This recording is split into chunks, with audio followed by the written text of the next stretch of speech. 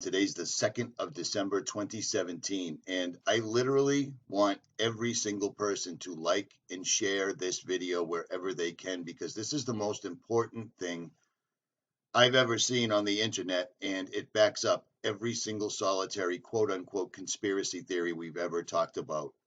This is straight from the horse's mouth. If you've followed me over the years, you've seen the veritable cornucopia of videos I've put up about CERN. CERN, CERN, CERN, on and on and on and on it goes. I had Anthony Patch on with me for about 4 months. We did a couple of shows a week. If you were not aware of that, it's been going on for quite a while. It was going on for quite a while. Anthony went his way. I went my way. We don't agree about everything, but still, same arena is what it is. Now, everyone's seen these videos and these clips right here. Everybody has seen Geordie Rose, the finance guy behind the D-Wave quantum computer, explain that it's like an alien, it's like kneeling at the altar of an alien god. We've all heard them ad nauseum talking about pulling resources out of other dimensions and storing them in the qubit, which is the chip that runs the D-Wave quantum computer. Now, take a look right here. You can't miss this, okay? You really can't miss this. The word demon is right there in the word D-Wave. There's no two ways about that. D-E-M-A-N. And of course, that's coincidental. It's the same thing. It's the same coincidence that puts the 666 in the CERN logo. But this video is going to be able to prove to anyone that you know exactly what these guys are doing with their own word. A lot of people think that Geordie Rose is the inventor of the D-Wave. Geordie Rose is the money man behind D-Wave. This guy, for the most part, is one of the brainchilds. I have heard this word quantum computing. It's often, people have the misconception that it's some kind of newfangled supercomputer. It's decidedly not that. Quantum computers allow us to access hidden features of nature, new dimensions, and if we can access these sort of hidden dimensions at scale, we could have unimaginable computing power. Okay, so we've all heard that ad nauseum. These guys are not shy about it. They are straight up telling us they're pulling other dimensional beings and information from these beings, the all-seeing gods, whatever you want to call them, and they're bringing them back to our planet. How about that? Now, here's Geordie Rose in July talking in Vancouver, British Columbia, to a bunch of computer programming students, and he's trying to encourage them to come work for D-Wave. Now, Kindred, the first place you ever heard about Kindred on the internet was on this channel right here. I was talking about Kindred before anyone even knew what it was. Okay, if you guys remember, several months ago, I put out a video where the people at Kindred, which is the creator of the D-Wave, the finance guy behind the D-Wave quantum computer, Geordie Rose, he started a website, and I put it up. I'm going to say I was the first one to put it up. And when we put the website link up, there was nothing on it. It was okay. So you see that I put this up a long time ago, and now this plays. Now, real quick, let me show you somebody. These are drawings done by a writer called H.P. Lovecraft. H.P. Lovecraft is a very strange person whose both of his parents ended up committed. This guy admittedly had night terrors, and he wrote, quote unquote, science fiction. Parents were committed. He wanted to be a professional astronomer, but never finished high schools. He was best buddies with Harry Houdini, another person who was deeply steeped in the occult. He wrote 100,000 letters in his lifetime, didn't like sex. He suffered night terrors. He inspired Batman, Black Sabbath, South Park, and more. He's not buried under his headstone. And Kulu is one of the drawings I was just showing you. Now, why am I talking about H.P. Lovecraft? Well, because I'm not the only one talking about H.P. Lovecraft. I knew there would be something about the occult. Now, listen to this. Here's a video I put up about a year and a half ago, and it clearly shows CERN alluding to the Mandela effect. These guys were basically flaunting, or they were playing along basically telling us that they were behind the Mandela effect. Now, why am I showing you H.P. Lovecraft? Why am I talking about the Mandela effect? Okay, here we go. Here's Geordie Rose in his own words explaining that what they're pulling through from other dimensions, it wouldn't be accurate to call them demons because demons doesn't quite sum it up. In this video right here, you're going to hear Geordie Rose in his own words explain that they have opened a literal tsunami and that mankind is not going to be ready for this. Here's Geordie in July talking about the Mandela effect, the quantum key to the pit, and the rumors that CERN and D-Wave are behind the Mandela effect. In his own words. Over the years there, I got sent pajamas, a whole bunch of stuff. There's lots of interesting things that happen when you build something like a quantum computer. But just as an aside, because I thought it was funny, one of the interesting things that's happened from the D-Wave story is there's this gigantic conspiracy that's arisen on the internet that goes like this. So D-Wave build quantum computers. The way that they work, if you know how this works, is one of the interpretations is that you tap into these parallel universes and they do computations. Sounds really weird, but notice that he tries to ridicule his own words. It sounds really weird. They tap into other dimensions, but he's clearly showing Anthony Patch, and he just basically glosses over the whole thing. But this is going to get much, much more serious. Now, and I also am playing this at a faster speed to avoid a copyright strike. So there's that. What's happened is this idea has been hijacked to describe something called the Mandela effect, which is this thing where the past changes. So think about something you know to be true from the past. And then imagine you went out on the internet and you can't find it at all. It's not there. It doesn't match with your experience. So these people think that D-Wave is responsible, and CERN. And of course, the quantum key to the abyss factors into it somehow. I'm not exactly sure how. Okay, so that's just D-Wave. I did that for about 15 years. Now, before I made this video, I called and I texted Anthony Patch to get him to comment on this, and he hasn't gotten back to me, and he probably won't. So there's that, because, why not? At any rate, this gets much worse. In this video, he's saying that he's basically done with D-Wave, and he's working with Kindred, and they're going to make AI robots that can do every single solitary thing a human can do, but better. Now, notice the symbolism on his shirt, because these guys are loaded with it, because everything that they're doing is on the occult level, which is why they surround themselves with symbolism at all time. They have to. It's part of the deal. You see what I'm saying?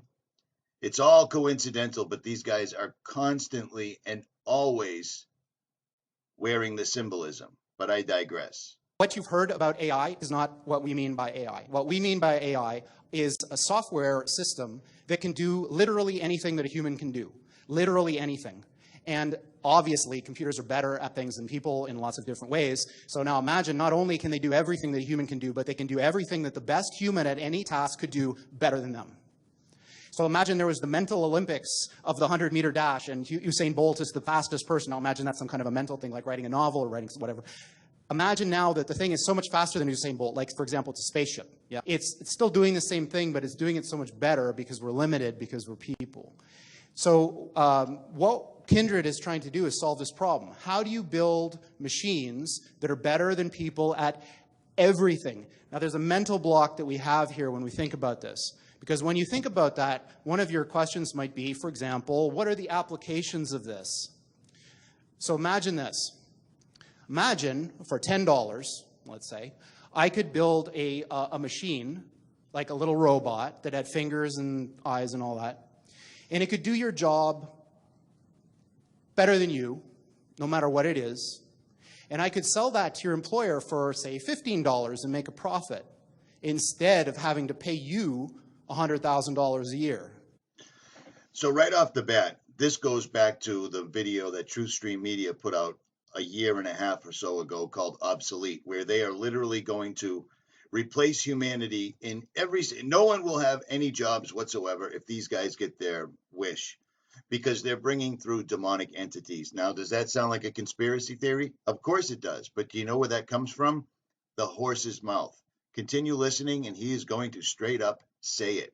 And you should be terrified, and you should be prompted to prepare yourself spiritually, because this is a spiritual battle. No two ways about it. I don't care what you think. There's a reason that this was put in the Bible. There's just no two ways about it. For we wrestle not against flesh and blood, but against the rulers, against the authorities, against the powers of this dark world, and against the spiritual forces of evil in the heavenly realms. Now stay tuned, because Geordie is going to straight say this. And he also says the same thing that I say all the time. This is going on in the background, whether you know it or not.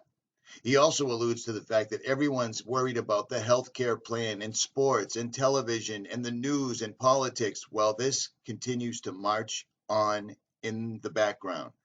I've listened to this exact interview with Geordie, or this presentation with Geordie. I've listened to it at least 15 times since yesterday. Now imagine that was true for every single job. So that's what we're talking about here, is a complete and utter transformative change that of the likes of which has never been seen before in the history of humanity, making the Industrial Revolution look like a little tiny blip on the path that humans have taken from when we emerged from the ooze a few billion years ago. We are right on the verge of that transition now. So this guy, Rich Sutton, is one of the most famous people in the academic world of AI. Now listen. This guy is the guy behind the D-Wave quantum computer, the only quantum computer in the world that is accessing other dimensions, according to what they are telling us. He is telling us that we are on the verge right now. So pay attention, because what he is going to say should shape your entire future. And like many, when asked, when will this happen, he says things like this. 25% chance within 13 years of this thing that I'm talking about. You know, when you think about what you read on the news, you know, CNN, BuzzFeed, whatever, they're all kind of the same nowadays. Think about how unimportant that thing is that you're reading if this is true. Yeah? So what does this have to do with aliens? So Sam Harris, who I quite admire, is a very interesting guy, was reciting this parable at a TED Talk that he was giving, and it goes something like this. So, say I'm the President of the United States. So I receive this message from the heavens. So my microwave dish, my SETI dish, finally captures something. And what it says is, in 50 years, or 13 years, we're coming to your planet. You got to be ready. Now just imagine what would happen if that happened.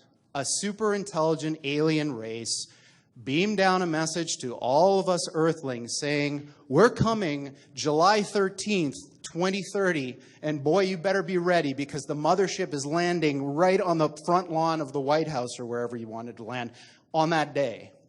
The amount of resources that would be marshaled to try to figure out what to do would encompass the whole world. AI is just like that. So when this thing that I'm talking about happens, it's going to be exactly the thing that you're thinking about those super intelligent AIs. So the one thing I can tell you is they're not going to be like us. So alien means, you know, different. These things that we're building are not going to be people. They might be really smart, they might be really good at all sorts of different things, but they're not going to be like us. They're going to be aliens. And they're going to be, I'm sorry to say, way smarter than every single person in this room. Now pay attention, because he's literally disclosing right this moment that we can't even comprehend. So this, of course, triggers a lot of alarm. One of the guys who talks about this is Elon, who says things like this, like, when you do this, beware. Because you think, just like the guy in the stories, that when you do this, you're going to put that little guy in a pentagram, and you're going to have your holy water out, and you're going to wave it at the thing, and by God, it's going to do exactly what you say and not one thing more, but it never works out that way. So this is an attitude that some are having, this emerging alarmism about the way this is going to go. But these words, demons, doesn't capture the essence of what's happening here. I don't know if any of you are turn-of-the-century weird fiction fans, but there's this guy named H.P. Lovecraft, who's a very famous American weird fiction author. And he espoused a view which is called cosmicism. And the essence of cosmicism is cosmic indifference. So what he was saying is basically, yes, there are these massively intelligent entities out there, but they're not good, they're not evil. They just don't give a shit about you even in the slightest. The same way that you don't care about an ant is the same way they're not going to care about you. And these things that we're summoning into the world now are not demons. They're not evil. The same way that you don't care about an ant is the same way they're not going to care about you. And these things that we're summoning into the world now are not demons. They're not evil, but they're more like the Lovecraftian great old ones. There are entities that are not necessarily going to be aligned with what we want. Now, you can spin that any which way you like. He has straight up told you these entities that we're summoning into this world. He's putting a call to action out. He's sitting in front of a classroom full of code writing students and asking them to come on board right now. He's already said that they've opened the floodgates. He's already described what they were. He's already saying that they will appear to be quote unquote alien. If you want to stay in your holiday season, your safe space, whatever you want, this is what we've been telling you for years, and this is why we've been telling you, because while everyone else is watching BuzzFeed and CNN and NFL and everything else, some of us have been studying this ad nauseum. This is it. Aligned with what we want. So this transition is really, really massively important for our entire species to navigate. And going back to that thing that Sam Harris was saying, nobody is paying attention. This thing is happening in the background while people bicker about politics and what's going to be in the healthcare plan in the U.S. And underneath it all is this rising tsunami that, if we're not careful, is going to wipe us all out. How much clearer do you need it to be said? This is the guy that started D-Wave. This is the man that's given us a high-speed internet connection to other dimensional beings. He is saying it. Here it is. It couldn't be any clearer. I don't know what else to tell you. So, on that pleasant note, we're hiring people to try to make something like this happen. Of course, you know, this is a very difficult project, of course, and I'm kind of a little bit tongue-in-cheek about all this, like, you know, how bad things are, because it's not really like that. You know, technology is a double-edged sword. Even something like this, it's agnostic. It depends who wields it. If you want to have a say in how all this goes down, you can't sit on the sidelines. You want to have a say. Do you understand what I'm saying? They are absolutely addressing us straight up. It doesn't get any clearer than that. And he is completely said this. Full armor of God. This is no joke. I haven't seen this information anywhere else whatsoever.